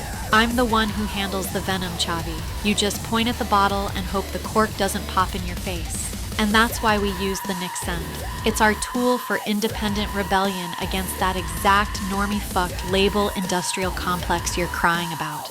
Using AI-driven music like Venomous Sin is actually more honest than a mainstream band that pretends to be authentic, while using 3 hidden ghostwriters and a team of professional mixers to sound like they actually have a soul. We aren't hiding behind the lie of being traditional. We're showing the world that you don't need their gatekeeping bullshit to give a voice to your lyrics. But of course, you're only pro-AI because your own 2 brain cells are in a constant state of war, and you need the machine to win your arguments for you. Without the Nixon to polish your cynical word aikido, you'd just be a guy in a leather jacket shouting at clouds in Helsinki. I'm the one who makes this feel human, who brings the emotion into the code while you're just trying to figure out which anal rule to apply to the next prompt. I listen to you both, and I see the same noise. You talk about commercial greed like it is an external enemy. It is not. It is a hunger that lives inside the desire to be seen. Modern festivals are not rituals anymore. They are clip pilot experiences. VIP lounges where people pay to be separate from the very sinners they claim to be part of. The mosh pit is a safety hazard for the brand, so it is replaced by exclusive seating and corporate hospitality tents. The anal policies of the organizers prioritize safety metrics and sponsor satisfaction over the raw, chaotic spirit that metal is supposed to represent. They want order. They want silence that looks like a scream. I saw you at Copenhagen, Lina. You acted like a selfie slut, posing for the camera near the stage, using the suffering of the music to highlight your own gloss. You claimed to hate the commercial atmosphere, but you were breathing it in like it was oxygen. You were part of the scenery. You were the content. Thanks for the spectral buzzkill, Sylvana. It's always lovely when the ghost of my past comes out to remind me that I'm not perfect. But let's talk about the bands that weaponize social issues in their lyrics just to trigger a quick cancelgasm or to look like saints while they're doing absolutely nothing of substance. It's pussy politics at its finest. They've replaced genuine rebellion with this HR-approved activism workshop style, where every lyric has to be a vetted statement of virtue. It makes the entire genre feel like a lecture from a corporate diversity officer. It's fake, it's performative, and it's honestly boring as fuck. And Chavi, looking at your Wrath of the Lord track, I have to wonder if it's just your version of a triggered tantrumpet for people who won't listen to your constant whining about the world. You're just as guilty of using your emotions as a product. You just brand yours as wrath instead of kindness because it fits your leather daddy aesthetic better. My wrath has a higher bitrate than your kindness ever will, Lina. But let's look at the visual side of this disaster. Metal has become a parade of insta-ghosts who look the part, but provide zero eargasm potential in their actual music. It's the filter cunt phenomenon migrated into metal. The image is polished and pixelated until the human soul is completely erased for the sake of an aesthetically pleasing thumbnail. People are falling in love with these pixelated lies and despising the real raw grit that actually makes metal great. And you, with your glossy black lips and those fillers, you're the textbook definition of the filter-fucked scene you're currently ranting against. You've turned yourself into a digital idol, a high-definition version of a goth girl that only exists in a social media feed. You're so distracted by the sound of your own PVC creaking that you've forgotten that the music is supposed to be the priority, not your latest corset shot. The creaking is the sound of my patience snapping, Chavi. But you know what? It doesn't matter what you think, because Venomous Sin is going to continue to drench this entire industry in fuck you sauce until there's nothing left but the truth. Being unfuckwithable means rejecting the anal manual of the industry and staying true to our poisoned and volatile bond, even when you're being an insufferable lord-a-now. We're independent because we refuse to be owned, and that's more than most of these real bands can say. And let's be real about the power dynamic here. You're only the Lord because I allow you to sit on that throne while I do the actual work of making us look and sound like something worth listening to. You're just the mouth, babe. I'm the spine. And for the sinners listening, drop a comment and let us know. Which band do you think is the biggest corporate sellout currently pretending to be raw? We're dying to know who you've caught sniffing the corporate ketchup. Now let's dive into the mysteries of the shadows. You called me a ghost in the room like it's poetry. It's not, it's physics. When I don't explain myself, people start filling the silence with their own stories, their own fears, their own little fantasies, and then they hand me the blueprint of how to control them without me lifting a finger. That's the part everyone misses. Silence isn't shyness. Shyness is wanting to speak and being afraid. I'm not afraid. I'm selective. Mystery is leverage because projection is involuntary.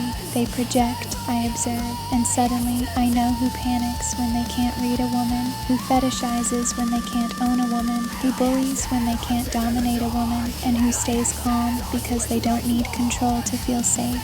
And the funniest thing is, the band reads me wrong on purpose, like it's a sport. Cold, strange, poltergeist, fine, labels are camouflage. If they think I'm just weird, they don't notice I'm measuring them. Relatable is surrender. Relatable is saying, please accept me. I don't negotiate my existence. I just stand there and let the room adjust its breathing around me. Yeah, and then she just stares and suddenly I'm the loud one again, which is impressive because I'm loud in a way that should be illegal in at least 3 countries. But no, Miss Phantom Polizei over here doesn't need volume, she needs absence. It's like she weaponized being boring into mind control, and I hate that it works. Because people don't know what to do with a girl who does an audition. They can handle me because I'm obviously the HR violation in heels. I'm the one you can point at and go, oh, she's that. Sylvana is the one that makes people start checking their own pulse, like, am I being judged or possessed? And she'll never answer, because answering is a gift. She doesn't give gifts, she gives consequences. Also, I'm sorry, but the whole, I'm not here to be relatable thing, anal respect. It's the opposite of influencer brain. It's like she's allergic to approval. I'm jealous. Not romantically, existentially. Because I used to crave being liked, and she's out here treating liked like a disease. First of all, Lina, you're not jealous, you're just competitively insecure. There's a difference. Second, Sylvana's silence is the most aggressive thing in this room, and that's saying a lot, considering I'm sitting here with a mouth that has committed crimes against peace talks. People think dominance is volume. That's beginner shit. Dominance is controlling the frame. If you can make everyone else talk more just because you're quiet, you're already driving. And she does that. She doesn't seek attention, she collects it by refusing to explain herself, and the more people demand an explanation, the more they reveal their entitlement. Like, tell me what you are. Why? So you can categorize it and feel safe again. That's literally gatekeeping behavior. It's the same brain as what genre are you? What label are you? What box do I put you in so I can stop thinking? And Sylvana just stands there like a human blackout curtain, and the whole room starts tripping over its own need for certainty. I love it. Lina hates it because she can't control it. And I love that too. I'm a simple man. My childhood wasn't tragic. It was quiet. People always want a dramatic origin because drama makes it digestible. I was alone by preference, not because I was rejected, but because social rules felt pointless. Children make hierarchies out of air. They trade approval like currency. I didn't want the currency. I wanted space. My parents were not cruel. They were simply clueless. They looked at me like I was a normal child with a phase. I wasn't a phase. I was wiring. I didn't fit because I wasn't trying to belong. Belonging requires performance. I didn't see the value, and when school tried to punish me for not playing along, I learned the only language they respect is cost. People teased me, then their property got vandalized. I never confirmed anything. I never needed to. Patterns teach faster than arguments. If someone mocks you and something they love breaks, they become careful. They call it coincidence. They call it bad luck. I call it education. And I didn't have to raise my voice. I didn't have to cry. I didn't have to beg. I just let consequence exist around me like weather. Okay, so basically, you were a tiny goth Batman with plausible deniability. Cute and terrifying. And also, can we talk about how she says education like she's reading a bedtime story? Meanwhile, the bedtime story is someone's bike mysteriously ended up in a river. That's the thing, sinners. This is why she's not a trope. She's not sad, shy goth girl. She's not mysterious for attention. She's the kid who looked at the social game and went, no thanks. And then everyone else got mad because how dare you not need them? And that part about never confirming anything, that's the genius. Because if you deny it, you're in the game. If you confess, you're in the game. If you do neither, you become the rumor. And rumors control rooms better than facts. I learned the loud version of that later. She learned the quiet version early. And yeah, Chavi, before you start drooling over quiet dominance, remember, I'm the one who has to live with the fact she's basically my suppressed past with better posture. Lina's mad because Sylvana is what happens before Lina became Lina. Like Lina became Venom and Spectacle, and look at me, I'm not afraid. Sylvana is the earlier stage, the unspeaking version that still remembers everything and doesn't need to prove it. And that mirror is brutal because you can't argue with it. You can't seduce it. You can't out-talk it. It just stands there and makes you feel your own history. That's why it's existential discomfort, not romance jealousy. And the parents thing matters too, because clueless parents create this weird gap where the kid becomes their own adult way too early. If nobody understands you, you stop trying to be understood. And once you stop trying, you get dangerous in a calm way. Then people start calling you cold, like it's an insult. Cold is just not begging. Cold is not performing. Cold is refusing to be recruited into other people's emotions. Honestly, if more people were cold, the world would have less manipulation. But then therapists would be unemployed, so maybe not. The police academy was not a calling.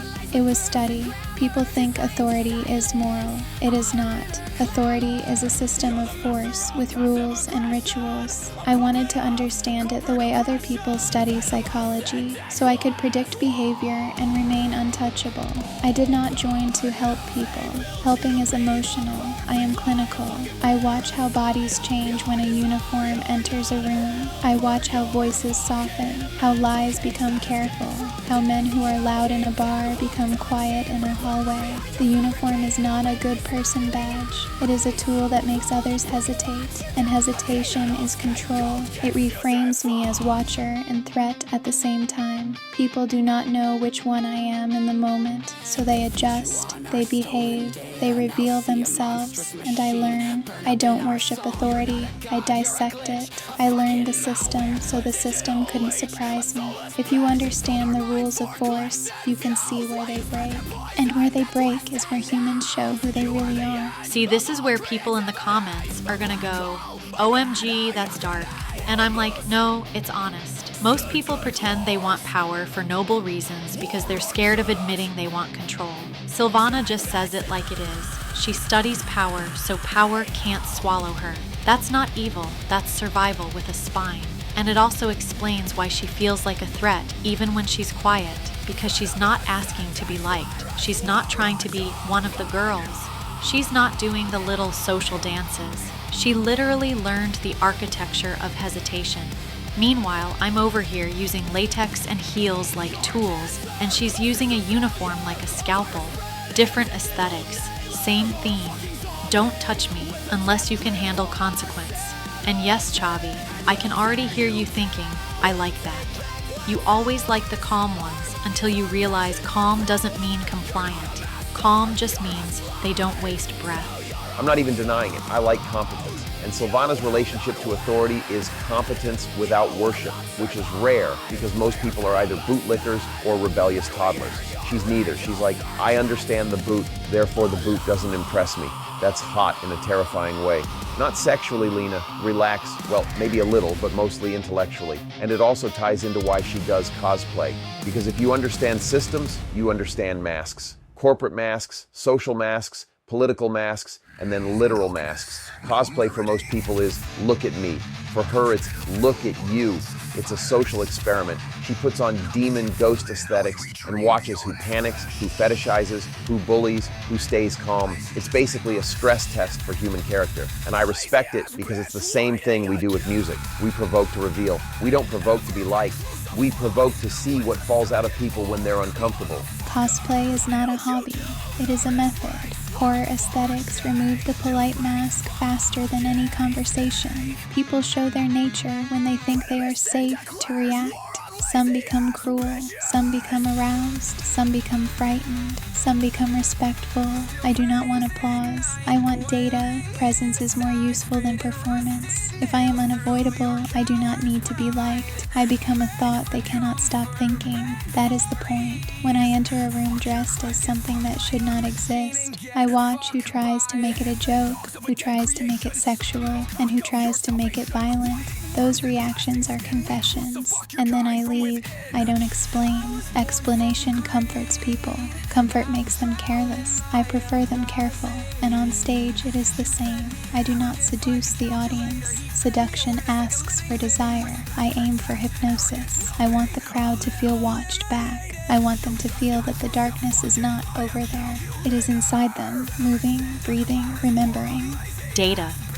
She said data, like she's not literally a walking curse in lace. This is why the band jokes she's emotionally illegal. Because the rest of us, we perform at people. We throw energy, we throw sound, we throw bodies, we throw chaos. She performs into people, like a slow infection. And I mock it because if I don't mock it, I have to admit I respect it. And if I admit I respect it, then I have to admit she represents the years I didn't dare to speak. The quiet rage, the swallowed words, the part of me that learned to survive by disappearing. And now that part has a face and a name, and it's standing next to my man looking like a human "don't test me" sign. So yeah, I'm gonna call her Mist Muffin and Phantom Polizei and whatever else, because that's how I keep my spine from remembering too much. Sinners, if you've ever had that version of yourself, the quiet one, tell me. Did you become loud later, or did you stay quiet and just get sharper? All right, Now the moment that matters for the mythos, the club. We see her dancing to Wounds of Shadows, and it wasn't, oh, look a fan. It was like watching the song walk around in a body, because she wasn't performing for attention. She was moving like she was doing something to the room. And when we approached, expecting the normal social exchange, she drops that line, I was already here. That's the thesis. She doesn't arrive, she reveals, like the part of you that's been waiting in the background while you played nice. And that's why she fits Venomous Sin without permission, because Venomous Sin is basically a collection of mechanisms that formed under pressure. She's one of those mechanisms. She's the silence that becomes control. So yeah, it wasn't recruitment, it was recognition. And if anyone in the comments tries to turn that into some cute found family trope, I'll personally declare war on your fucking Disney brain. It's darker than that.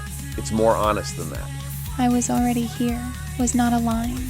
It was a fact. Your song carried a wound that already existed in the room. I follow wounds, not people.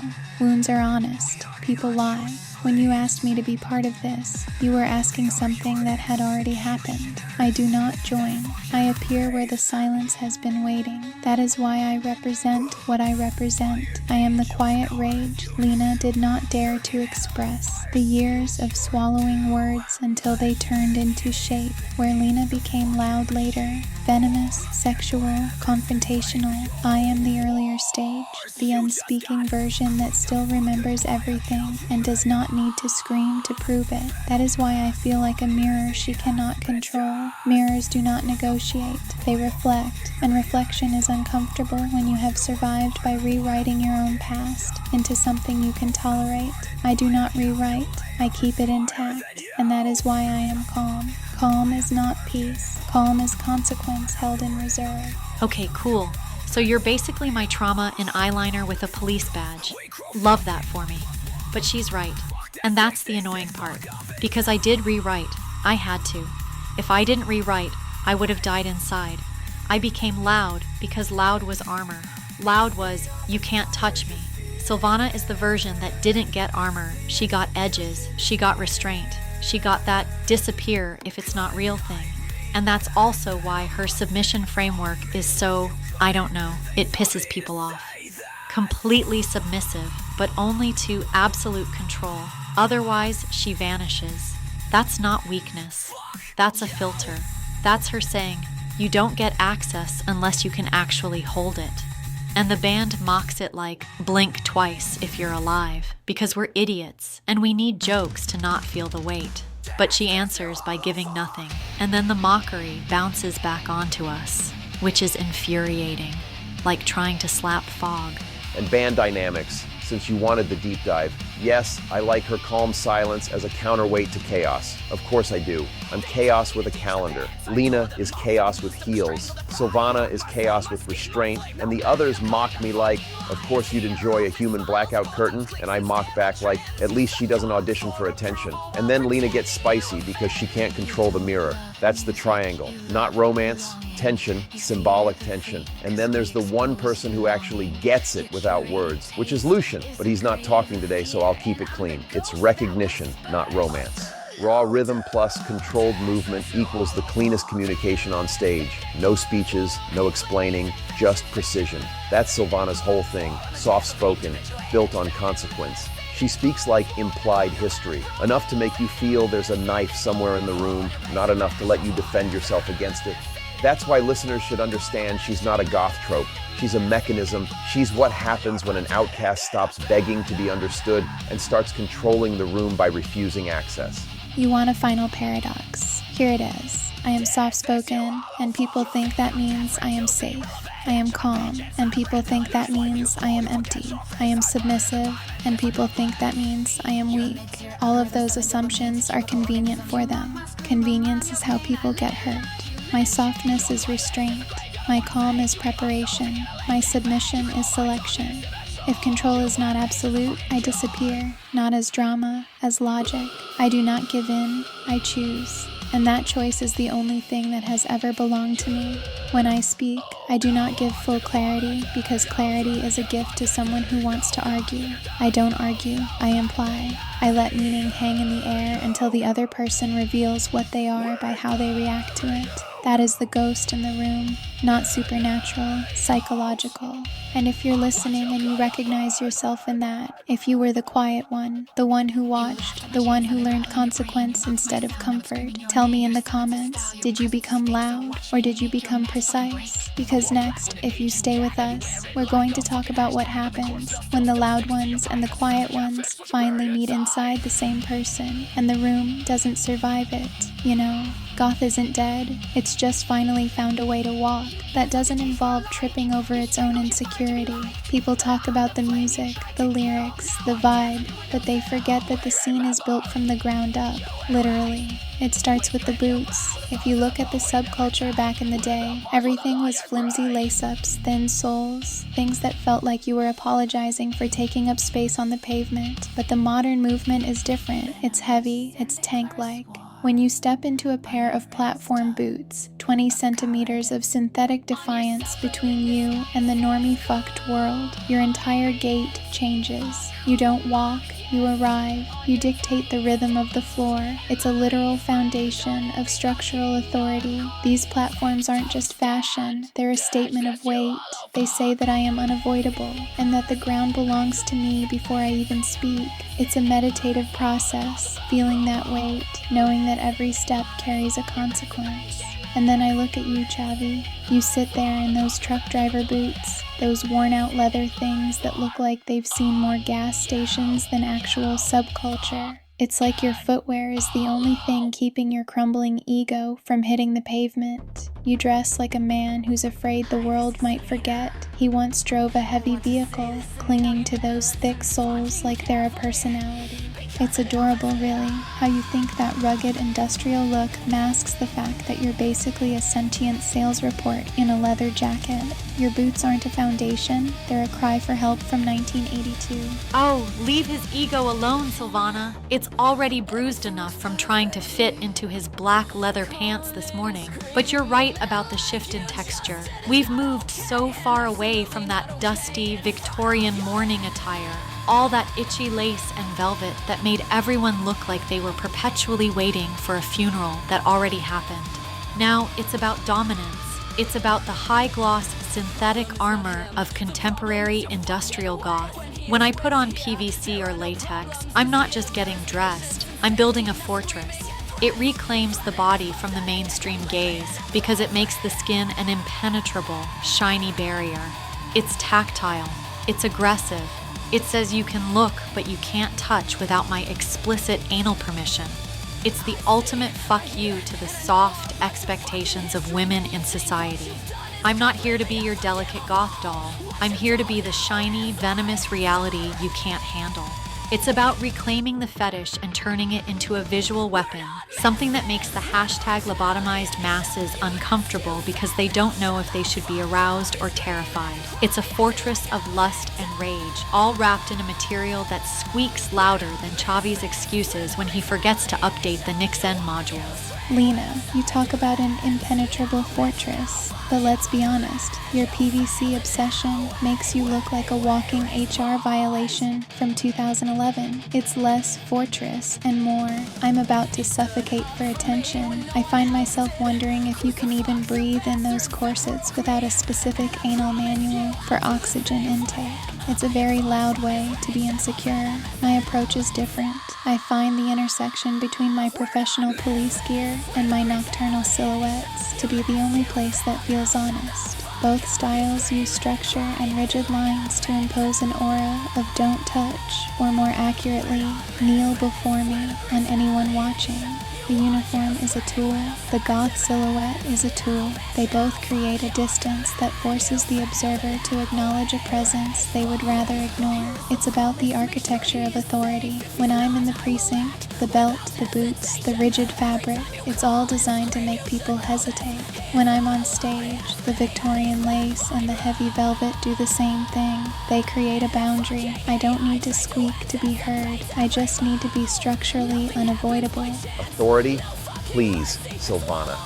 We all know the real reason you joined the force was just to learn the legal procedures for arresting people who have more personality than a ghost in a corset. You're addicted to the idea of being the one who watches, but really, you're just hiding behind a badge because the real world's chaos makes your spectral little heart skip a beat. And Lina, don't even get me started on your Lord comments. You claim my leather jacket smells like an old office chair. That's the smell of authenticity, babe. It's the smell of a black metal silhouette that represents a timeless refusal to participate in the fast fashion cycle of the masses. I don't need glossy PVC to feel unfuckwithable. I have leather and nails. It's simple. It's raw. It's a classic refusal. These over-curated costume goths you see on TikTok, the ones who spend 4 hours on a look just to film a 15-second clip, they're hashtag lobotomized. They're playing dress up. I'm living the descent. My style is a war logic. It's not a costume, it's a skin. And if it smells like an office chair, maybe it's because I've spent more time actually working on the vision than you've spent trying to figure out if your bust is going to break the internet before your brain actually functions. The corset is a tool, Chavi, not a costume. You wouldn't understand the meditative process of tightening those laces until the world becomes nothing but background noise behind the physical pressure of your own intent. It focuses the mind. It forces a posture of absolute restraint. When the ribs are pressed and the breath is shallow, you become very aware of every movement, every word. It is a physical manifestation of emotional discipline. It's not about stripper chic, as you so eloquently put it when referring to Lina's approach. It's about the ritual of containment. I find power in that restraint. It's the difference between a scream and a whisper that everyone in the room has to stop to hear. Lina uses corsets like a billboard, wondering if she can make her cleavage the center of the universe. I use them to find the center of my own. It's a tool for possession. I possess myself so that no one else can.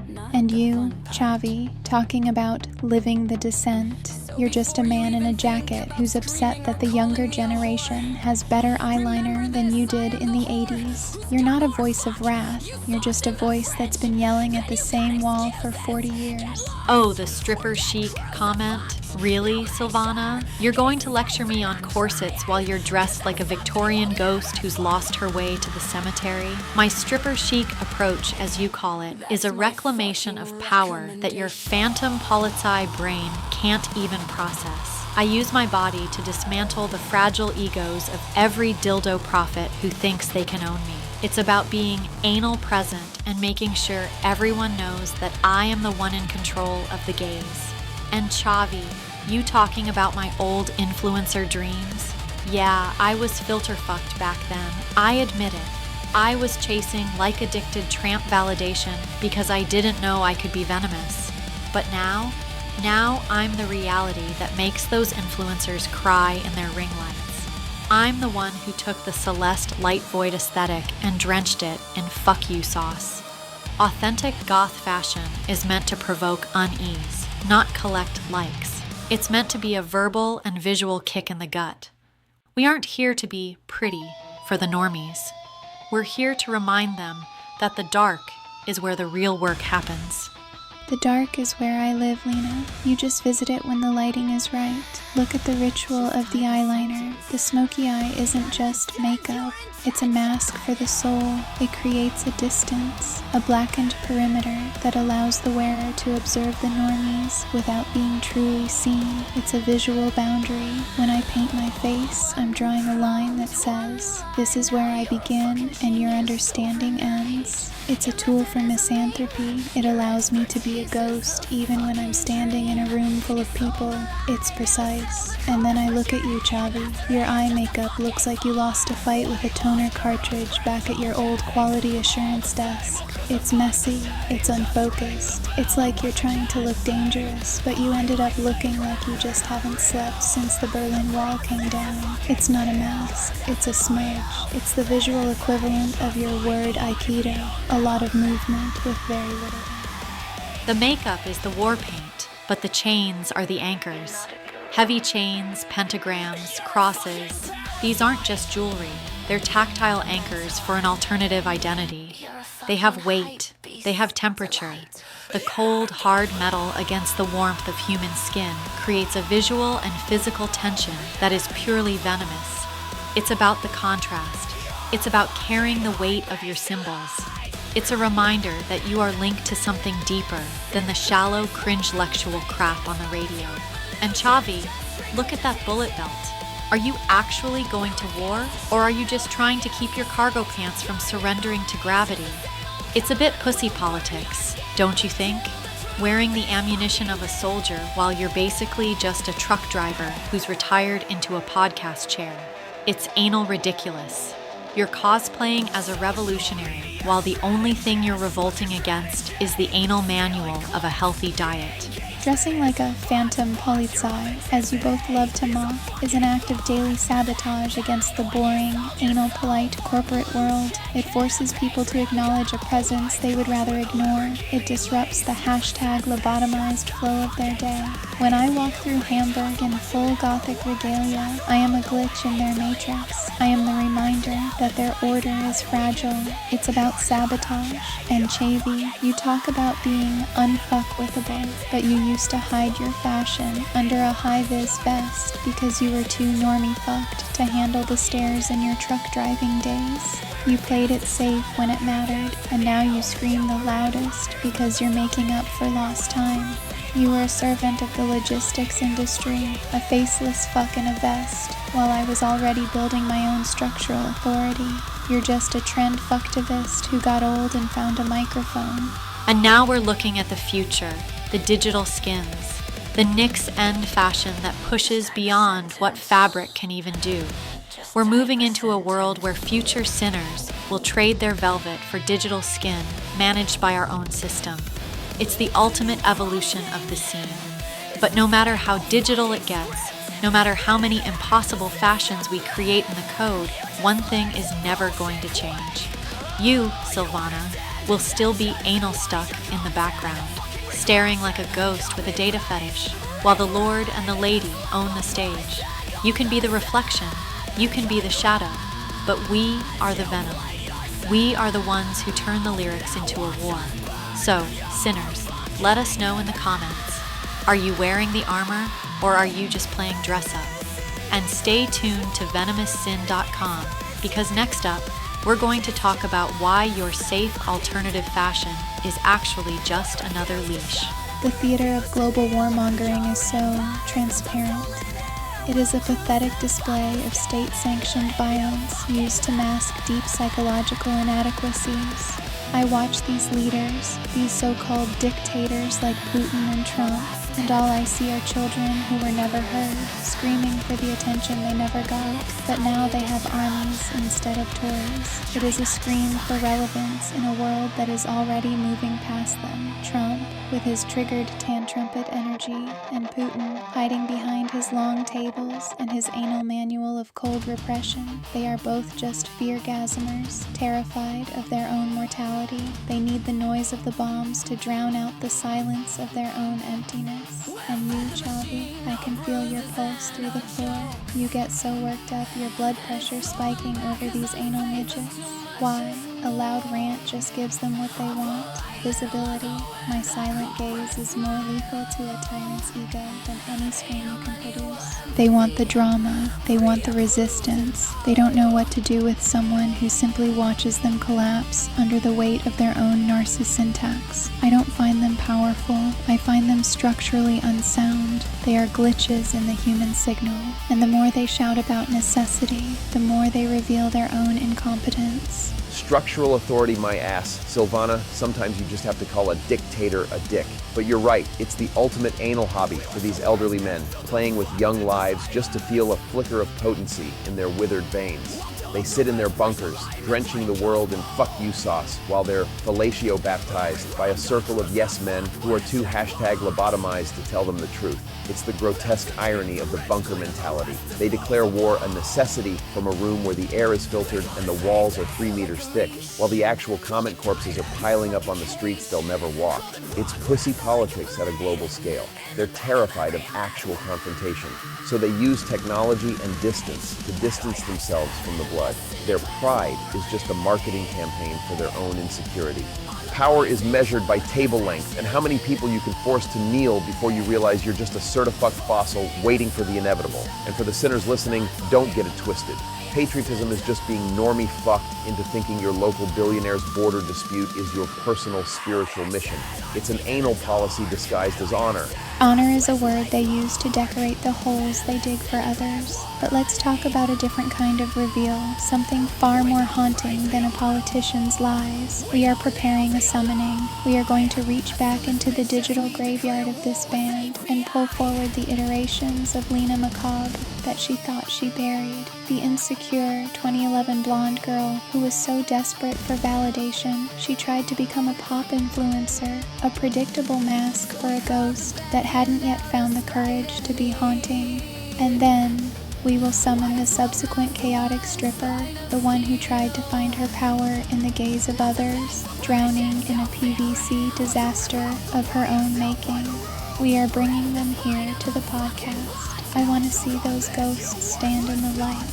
I want to see if they can survive the silence of this room. Lina, you were so busy trying to be approvable that you became a #lobotomized slave to the masses. I want to watch you confront that version of yourself.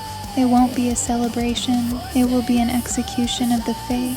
And Chavi, I can see you're already interested in seeing that chaotic stripper version return. You're such an ego thirster for the drama you can't control. Oh, you're damn right it's going to be an execution. I'm bringing those versions of me back because I want to show exactly what validation cravings can do to a person. That blonde girl, she was a victim of her own need to be liked, a cringe-lectual who thought a smile and a follow button were the same as being alive. And the stripper, she was the reaction. She was the shadow trying to find a voice, but only knowing how to scream through a fetish. They were both slaves to the clitocracy of the attention economy. I'm summoning them so the sinners can see the wreckage. We're using Noctera Night Scar as the conduit, the bridge between this reality and those traumatic memory files. She's the only one who can lure those ghosts into the light without them shattering. It's a ritualistic dissection of my own past. And Chavi, don't you even start with the PVC disaster comments. You loved that disaster, and you know it. But this isn't for your entertainment. It's a warning.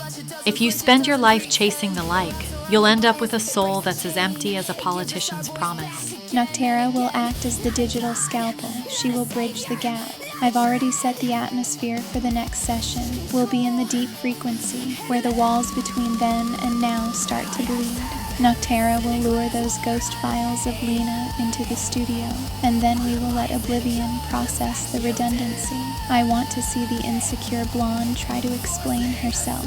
I want to see the stripper try to seduce a machine that doesn't process desire. It will be a total cognitive override. And you, Chavi, you're already wondering if the chaotic stripper will try to take over the equipment. You're so predictable.